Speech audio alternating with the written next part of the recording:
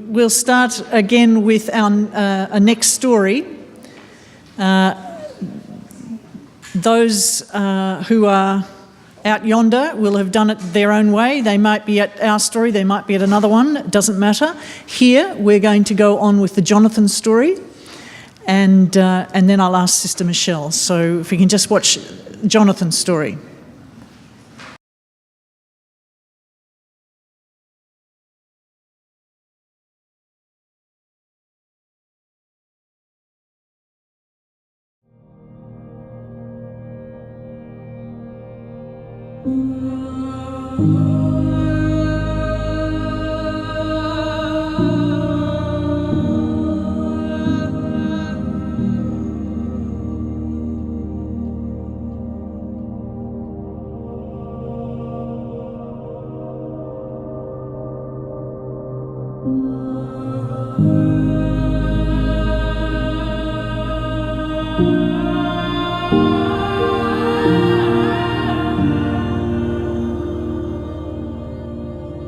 My name's Johnathon Knight.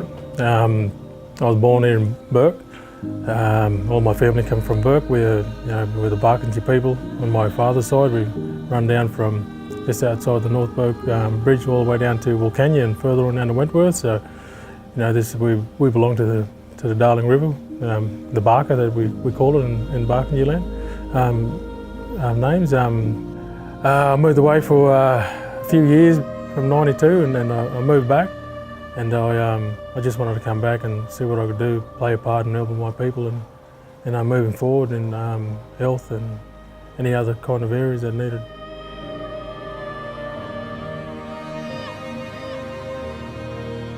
Well, the work I do is I'm an Aboriginal men's worker here for Senecare, and what I do is I run programs for men and women too, not only men. So at the moment I'm trying to run a DIG program where I take the guys out and we learn what kind of woods used for tools, instruments.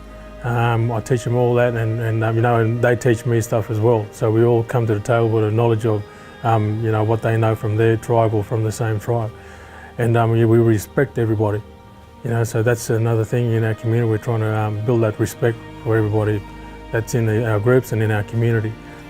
When I first started off, I didn't like talking, and a lot of blokes, tough blokes, we think we're tough, we don't want to talk.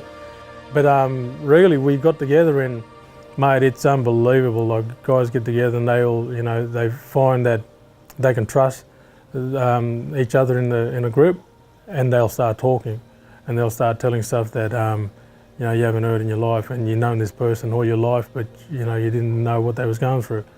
And it's really sad. So that's another way for us to talk, and I'm loving it at the moment. So that's what we've been doing. We've been trying to get those things off our chest so we can move forward. I do run a music program I started. It's called Elvin Grief with Music. So that group is for people with issues and grieving issues. That it's a way of venting. So I learn them how to write verses, choruses. Then I learned how to play the guitar, and along the way they might be able to pick it all up and sing those songs. It's just another way of venting. I do it really well. I play the guitar all the time, and I'll write down what I'm feeling and I put it into a song, and that's sort of a way, if I can't talk to someone, I put it in the music and I sing it. So, yeah. I loved it growing up here in Burke. We used to have that much fun. We used to go hunting, walk about. We walk down to the weir and jump in those streams and jump in and float down the Nooney Springs and stuff like that. And oh mate, it was fun times. And the river was always at the river. It was always at the river. It was river people all the time. I know, it was just like a connection to us. Without that river, we've it's like our identity. We belong to the river. And without that river, a lot of things go. If that river goes, our wild animal goes, and that's where we teach our kids to swim, and that's where the wild animals go and to drink from. And if that river goes, those wild animals, the kangaroos and even they'll go to another water hole. And we won't be able to go and hunt those animals if there's no river. It's really important to us, that river. It's like I said, we're river people. We belong to the Barker. That's where we go to counselling sometimes. That's where we get out and talk. Us guys go fishing and we talk about some issues, whatever is in our lives. We go to the river. Even when you go hunting, we've got to go to the rivers, it's everywhere. But look, it's a very special place, I think, the Barker River, and it'll always be special to me.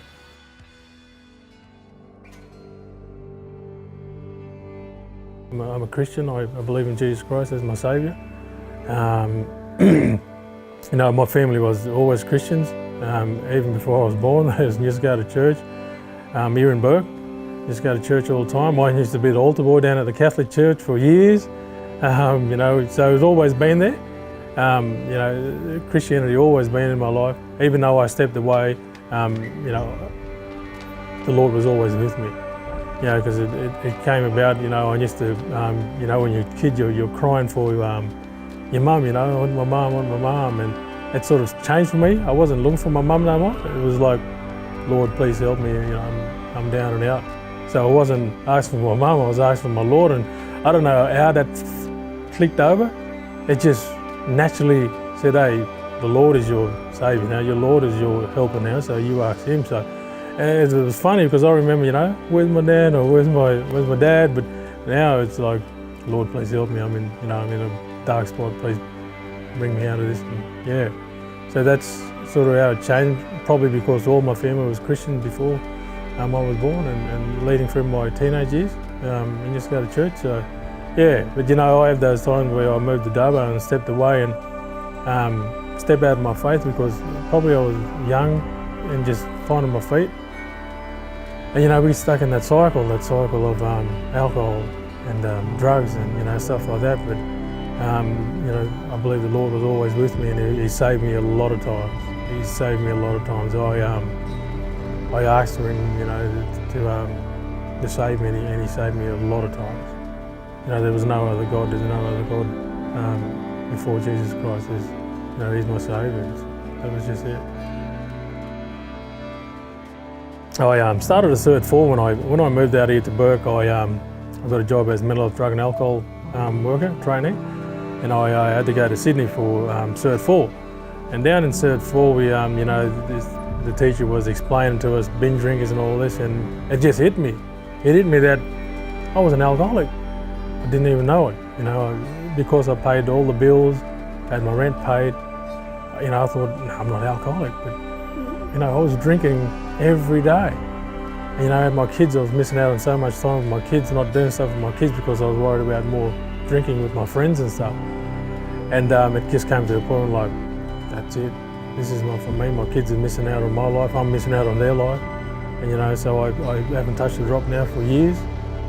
And if I did, it might have been one light beer, but it just doesn't interest me anymore at all. Probably 8 or 9 years ago, it's just changed my life. I'm feeling more, I'm seeing stuff more clearer, I'm understanding stuff more clearer, and I'm getting educated on stuff that, that used to affect me when I was doing the drinking. So, I think it changed me because my kids was seeing me, and I didn't want them seeing me like that ever again, so I decided to change. If I can say, then you just show your love straight up, and cared for you. It was hard to get that years ago. But and having someone like the nun just, really feel that they care for you, it meant a lot to me, and I loved them. I loved them when they was here. They done a lot of good work here, and it was just that feeling that they showed,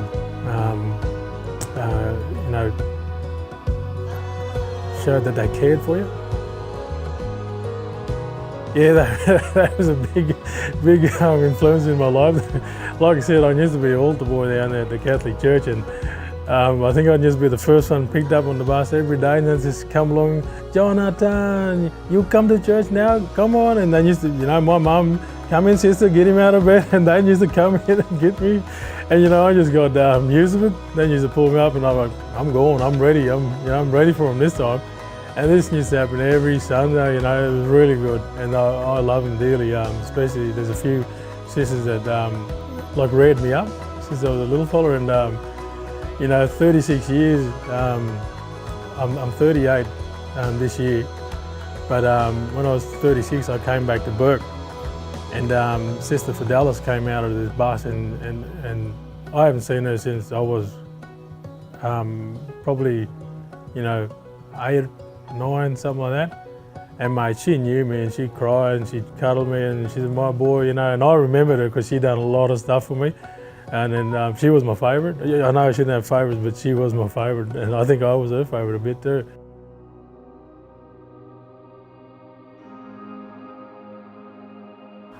Yeah, I think it'd be great to have the men's centre on the sisters' property. A lot of guys remember that area down there, and it's close to where the nuns were.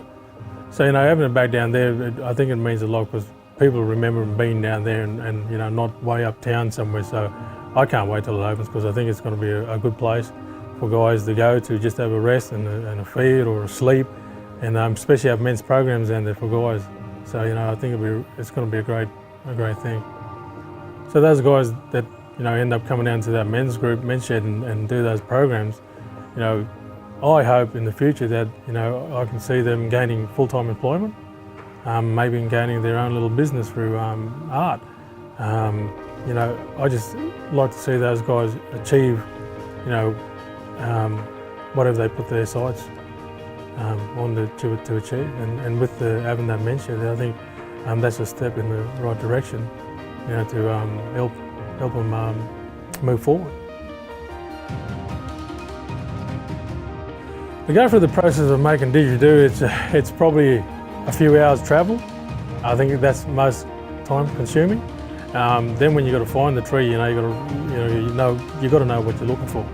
So you might walk along with them and tap the trees, the sound, see if there's all the sound in them, then you chop them down. But then the process of travelling back and the process of cleaning those didgeridoos out, because you've got a lot of white ants, so you don't want white ants coming home to your house. So we take them down the river, and there's another place, the river. We go down there, we burn them out and clean them out, and we strip them back and we start painting them. So it's a big process. It takes probably, with the time travel, probably 6 hours for one didgeridoo.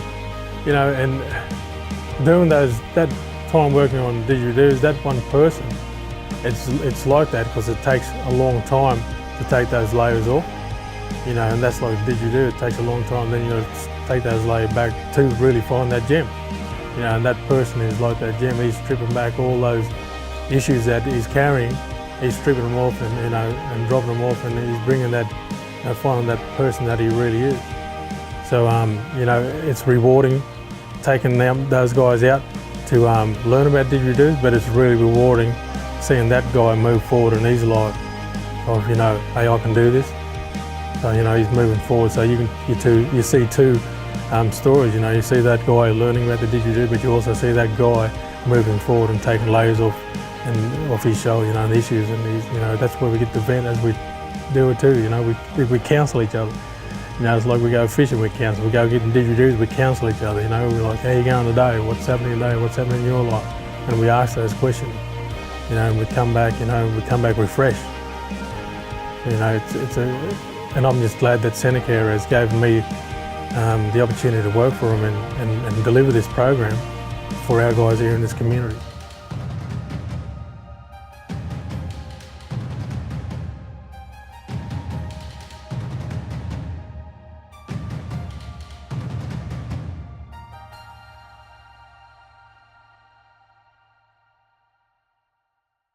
We here in North Sydney will just take 1 minute break. We're not going to have a cup of tea yet. Hang on, everyone. Getting there, I know. But out there where people are watching this, they may have had 14 cups of teas by now and half a meal as well. So hang on if you can. Remember, watching this, you may have already seen videos that we here in North Sydney haven't. It's okay. You've got resource questions. You've got everything you need to create those stories and conversations and to have questions and all those things happening wherever you might be. And in a minute, I'll ask Sister Michelle Connolly to come and help us think about what it is that she found insightful and fascinating in her looking and listening to the stories from Orcania Forbes. I hope wherever you are, it's as hard wherever you are to get people back into a space where we can listen again to a speaker, because that's a really good sign. If that is happening wherever you are and you're having difficulty getting people back into the conversation that is a formal one, then everything is going just as it should be. I'm now going to ask Sister Michelle Connolly, RSJ, to come and help us reflect with her.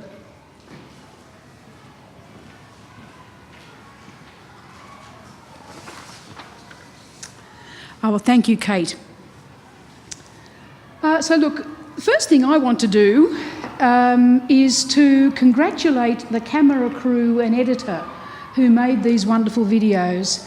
You've just provided the most beautiful images to work off. I think what you've done is you have not been indulgently romantic. You have showed the country as it is. You've shown its huge, uncontrollable space, and you've shown, I think, its potential danger for anybody who is unprepared going into that space. Yet, I think you've shown the beauty of the place. You've made us understand why it is that each of the people that we saw speaking in those videos spoke with a certain light in their eye when they talked about the landscape, when they talked about living there, when they talked about the water and the wind and the animals that are there. I think the way you filmed just was very, very beautiful. You showed us the colour, you know, the red soil that you showed us. You showed us the textures of the soil and of the river water. You showed the vast scrub. You showed those long roads at the beginning so often. The long road in, the long road out, the sort of settled, controlled bitumen, but you could see that the bitumen gave way in the end to the soil, and you were actually really in touch with the earth as you drove out. And you showed those flat plains, but you also showed human beings. You showed their skin and you showed their eyes. There's just one wonderful shot in the Wally and Margie story where you showed hands, and the hands said everything. There's no need to preach a homily about it. They were hands that clearly had worked. So I do want to congratulate you on that, because I think it draws you in to the stories of these people, and it draws you into the land and in the relationship between those two. I think that was wonderful. Now, due to a technological glitch, I'm going to comment just on the Wally and Margie story, because my computer only wanted to hear Wally and Margie. I can't explain that. So I have read their story very closely. I've watched all of them, but theirs is the one that I've read closely. So that's what I'm going to comment on. And you may or may not know, but in my ordinary everyday life, I work as a biblical scholar. So it tends to be a bit natural that when I want to comment on something like this, I tend to go to the scriptures. They're my map for finding my way around the world. So I see something and I think, oh, yes, that reminds me of such and so. Oh, isn't that just absolutely what it's talking about? So I'm going to use the scriptures as a way to identify what it is in the Christian vision that I see Wally and Margie responding to. And so I find a number of biblical passages help me to do this. So the first thing I would want to say is that we see Wally and Margie against the backdrop of their land. That's a prime image that comes off to me. Wally says that his family has lived on this land for some generations and that they dearly love it, despite the challenges that we see and we hear about. He says the land is everything in their lives. Wally explains how they live with its rhythms of good times and of lean times. Actually, kind of almost immediately reminds me of the story in the book of Exodus, where there were the 7 years, the 7 good years and the 7 lean years. I found myself thinking, oh, is Egypt a little bit like Burke? Perhaps it is. But, that rhythm of good times, lean times. And he talks about being affected at any time by the ways that wind and water to work on them. You might remember that wonderful thing where he was talking a bit formally and then he went off about, well, you know, there's been a bit of rain in one patch and it ruined a fence and the sheep got through the fence, and where they got through to there's no water. So I've got to go, and now the wind is working and actually pushing. There was a whole integrated way of living with that environment. Of course, you can't help. You hear wind and water, just what Richard did. My mind also goes to, the Christian symbolism of wind as spirit and of the water of baptism, the water of life. They live with those dynamisms. They live with them. I found myself, even as I was listening to Richard and then watching the Wally and Margie story over again, I thought, you know, this for us in this country, where, like here in the city, I'm just looking out onto a playground full of cars that are hard duco, sitting on asphalt and concrete. We are layers and layers away from the raw dynamisms, the elements of our life. These people live close to it. They live in a way that we need to hear them talking about that, because it gets us in touch with the things which are sacramental for us, that make us have a sense of God being present. So in lots of ways, the video itself I thought was something which brought, you know, Wally talks about the sacraments, but I thought, Wally, you are living the elements of the sacraments every day, wind and water. So even though that's the case, I found my thoughts going. I was thinking, where do I locate this? And I thought, okay, what's coming to me is actually the very, very beginning of the Bible. Going back to the picture of God creating everything that you get in the opening chapters of the book of Genesis. In Genesis, there are two ways of telling it. We're probably mostly familiar with the first way, where we get God does something and then that's day one. And there's morning and evening, day one, and God looks at it and God says, that's very good. And it goes on day two, day three, etc. What we really get there in Genesis is we get the basic pattern of everything. It's the basic pattern of the human being, male and female, created in the image and likeness of God. In Genesis, everything is in its, if you like, default condition. This is how it comes in mint condition from the Creator. It seems to me that the images that we see and the way that Wally and Margie speak, it is clear that they have made their lives living very close to what feels like the default condition of that part of the world, of the natural world. Of course, it's influenced by millennia, by millions of years of the weathering of all of the way that our planet works, that God has established. But in many ways, it's a part of the earth that is so vast and the forces so powerful that they are beyond the control of human beings. So there's a bit of a sense of human beings being living in relationship with a thing which is virtually alive because it is so powerful and so large. Yet at the same time, I think, I thought it was Wally, but I just realised it's Johnathon who, when he talks about the didgeridoo, talks about the process you have to go about stripping something back. Now, he did the fascinating spiritual and psychological insight that what you have to do to a didgeridoo is like what a human being has to do in their lives to get to who they really are.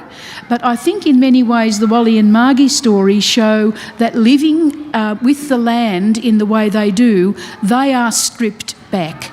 Life is stripped back to the pure, raw forces that are just part of life and that make part of life.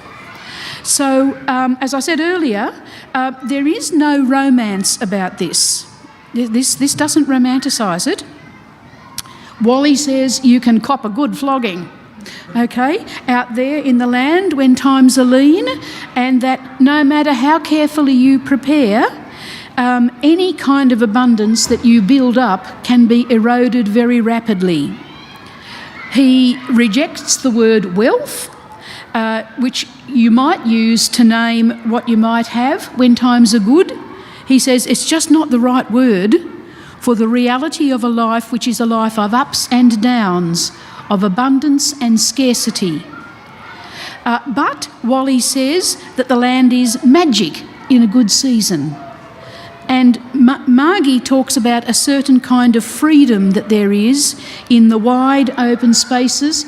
She says, actually she then later kind of contradicts it in a way, but she says you can do what you feel like.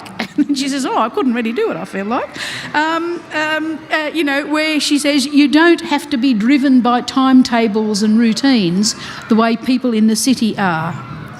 So it made me think of that Genesis condition of life in its the world given us to in a way in a pristine or default condition, given to us, male and female, who are created in the image and likeness of God, where God told them to be fruitful and to multiply and to have care over the earth. It seems to me that Wally and Margie are responding to this most fundamental command of God. They are living in relationship with the earth, taking care of it. And I think we can take the line out of Genesis that God says about God's own handiwork, and we can say that what they are doing and what they are making of themselves as they live this way, we can say it is very good. They may not know it's very good, but we can look at it and say this is very good. Something else I think we see in the two of them, in perhaps in different ways, is, and Richard touched on this in his way, is a thoughtfulness, a kind of contemplative way of going about life, that the huge spaces and the loneliness that much of the work brings onto Wally and Margie pushes them into. Wally says he has lots of quiet time, lots of time alone, and it's obvious that this is the case for Margie also. Now there's a psalm that says, "Be still and know that I am God. I am exalted among the nations. I am exalted in the earth." In that psalm, the expression "be still" goes back to a word in the original Hebrew which means to go slack. It means to abandon effort. It means actually even to appear lazy. Now, you'd never call Wally looking after his fences and his yards and his sheds and his boars and his stock, nor Margie looking after the family, whose photos fill up a whole wall, and looking after the homestead that she keeps green and alive. You would never call either of those lazy. Yet I think each of them knows a point where beyond which no amount of effort makes any difference, and we simply have to let go and we have to trust in God. I think they live out, "Be still and know that I am God."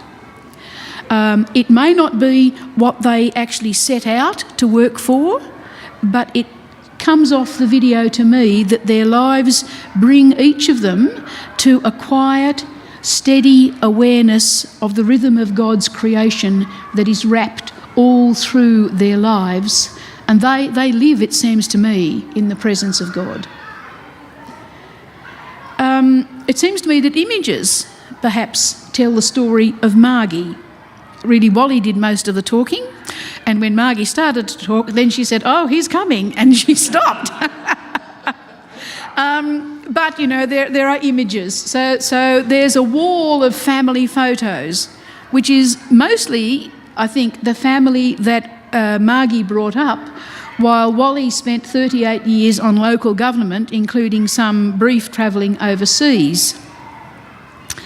Now, all of this adds up, I think, for each of them and for them together as a couple, sitting at the kitchen table, saying, "Well, this is how I'm seeing it and this is how I'm having my say about it," she says I have to have.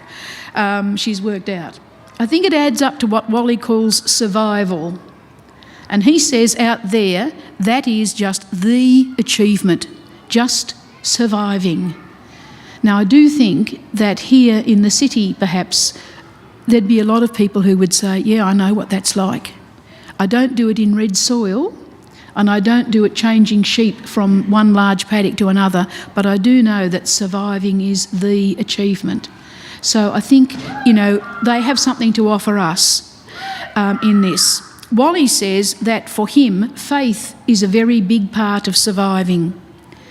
And I think what Wally means by faith is a certain kind of trust in God over the long haul. And that's a place where you learn about long hauls, those long, long roads. It's maintained in a Christian community, very important for both of them, I think. And the way we saw it is it's expressed in the community coming together for worship, and in caring for the community in various ways, in contact and in talk with people like a local priest and like the missionaries of Charity Sisters who featured so much in all of these videos, who were in the area for a time. Wally says that faith is sometimes the only gift that parents can give their children, and it's the only thing that you can get you through sometimes. I think the image of Wally and Margie walking up the aisle of the church, I don't know whether they're going to communion or just walking into church, but that image, to me, sort of sums it all up.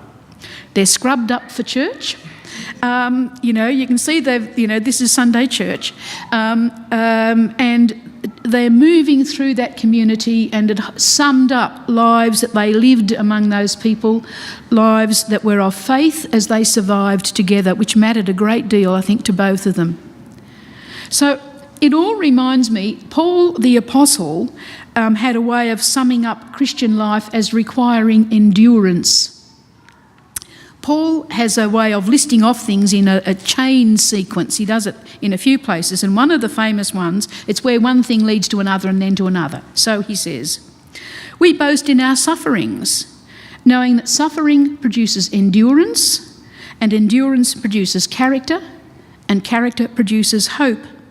And hope does not disappoint us, because God's love has been poured into our hearts through the Holy Spirit that has been given to us." Now, so I think you can hear the word endurance. They are people who just endure. If there were an Olympic Games sport called enduring, we would win the gold medal, hands down. They know. You can see that they know how to harbour their energies, how to use their energies carefully, how to sit through difficult times, how to rejoice in the good times. But I just wanted to focus on the word character that Paul uses here. What it refers to, we tend to think of character meaning, a bit of a character, and you tend to think somebody from out that part of the world is like a bit of a character. Some of the people on the videos were really bits of characters. Okay, now, when Paul uses this expression, he doesn't mean that so much. He's using a word in the language he's using, and it means something that has been put to the test and has been proven. Like gold put in fire. And I think they have character. You can see they have been put to the test and they have been proven through the endurance of not an easy life, and yet, as Wally says, a life he wouldn't trade for anything else. So there they are. Again, the dynamism of Christian life is being lived. They are living it every minute. I think they are people who've been proven through enduring a testing life in which they have kept faith and hope alive in whatever way they can, even if it comes to buying an old Presbyterian church and moving it lock, stock and barrel and fighting with the local Chamber of Commerce about whether you will or will not pay water rates. Okay? I don't know how that all sits with canon law and the bishop, but you can ask him about that one. Okay? And through all of that, they clearly help other people to know the love of God. So there's the Christian call being responded to. Something else that Paul the Apostle writes names for me what Wally and Margie are responding to. Paul was brought up Jewish, and of course he knew his Genesis. In a very long letter that he wrote to the Christians in Rome, he summed up an important argument talking about the state in which he thought God's creation was in the wake, in particular, of what Paul's belief in the death and resurrection of Jesus, which for him was an event which virtually shifted the whole, not just of the planet Earth, but the whole cosmos on its axis. It really was an event of such enormous significance. But Paul says that even still, he says, we know that the whole creation has been groaning in labour pains until now. And not only the creation, but we ourselves, we who have the first fruits of the Spirit, we groan inwardly while we wait for adoption, the redemption of our bodies.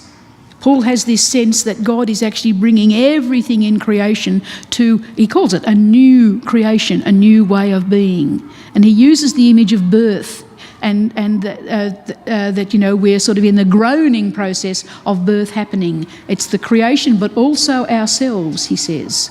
So he says that this will eventually lead to creation itself being set free from its bondage to decay, and to creation gaining the freedom of the glory of the children of God. It's a very, very big image of what can happen for the whole of creation.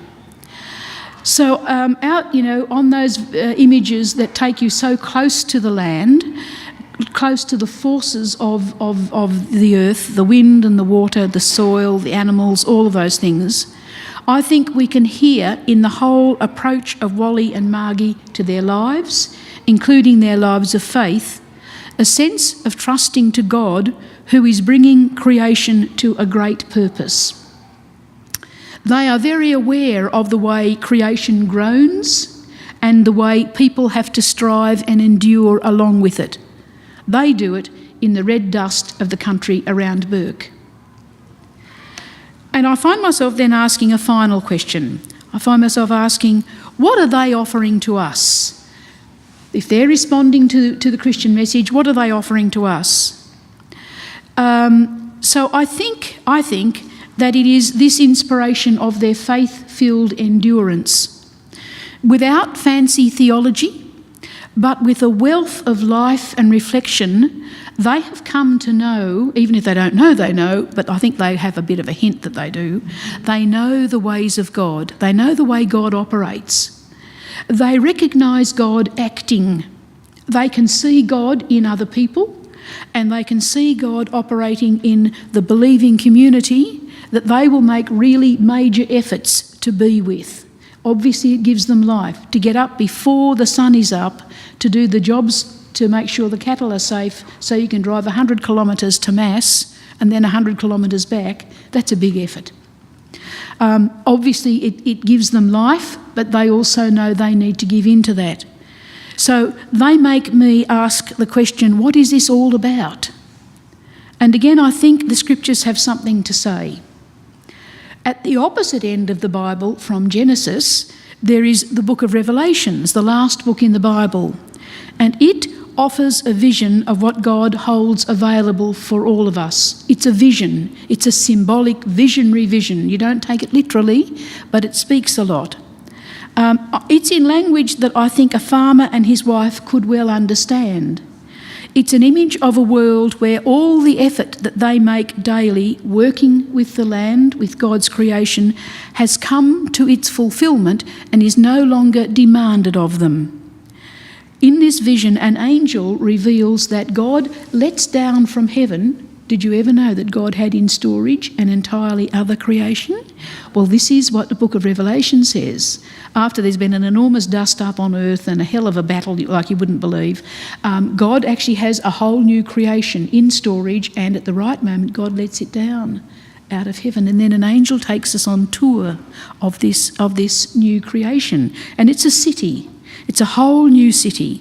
And in that city there is a river of the water of life, bright as crystal. I'd like to see the camera guys see to try to create that. Flowing from the throne of God and of the Lamb through the middle of the street of the city. On either side of the river is the tree of life with its 12 kinds of fruit, producing its fruit each month.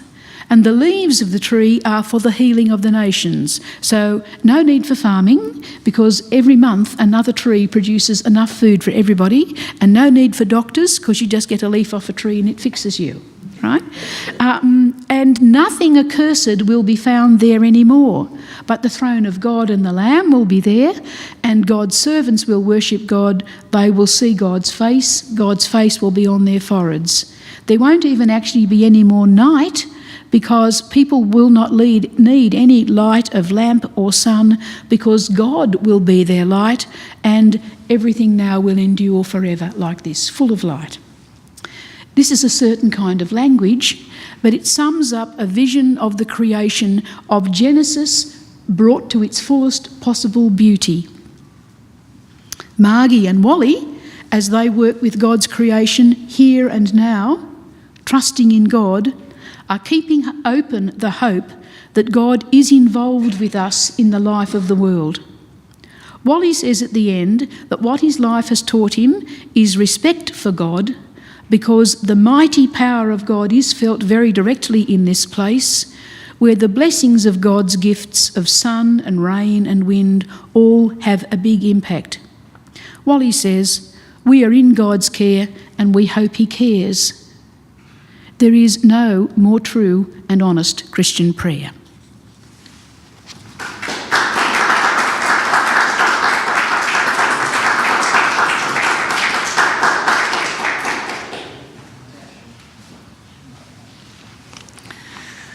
Wow. Thank you, Michelle. That's just wonderful, wonderful. I don't know what's happening wherever you are out there in internet land, but here in North Sydney, I'm feeling really excited about how this conversation might pick up and what it might reveal in all sorts of other communities. So out there, whether you're in Australia, somewhere on the eastern board or the western board, or perhaps even overseas, I hope you share with us in Wilcannia Forbes something of your insights. So please email, you'll find it there on our website, email me and find out how other people are responding as well. While we here in North Sydney just take another brief moment before Bishop Columba shares some reflections. And trust me, he looks and is as nervous as he says he is, but he's our special man, so shortly we'll hear from him.